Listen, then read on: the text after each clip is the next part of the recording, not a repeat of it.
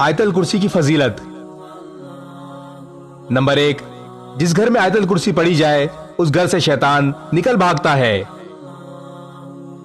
Number 2, जिस घर में आयतल कुर्सी पढ़ी जाए उस घर पर 40 दिन तक सहर यानी जादू असर नहीं करता।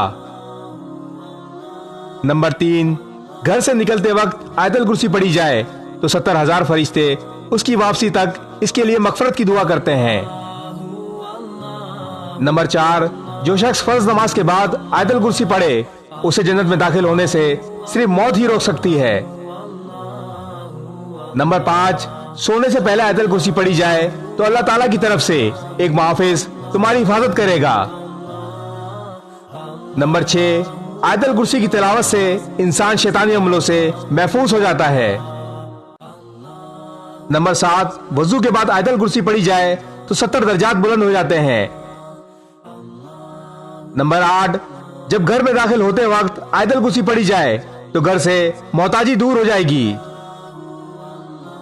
नंबर 9, आयतल कुर्सी के पढ़ने से बेचैन दिल को सुकून व राहत पहुंचती है।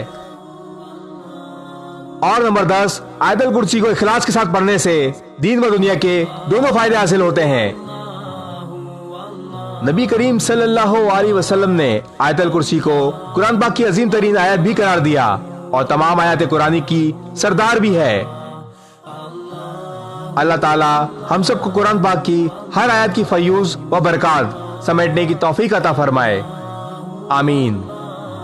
इस वीडियो को शेयर जरूर करें, हो सकता है आपके एक शेयर से ये बात किसी के दिल में उतर जाए।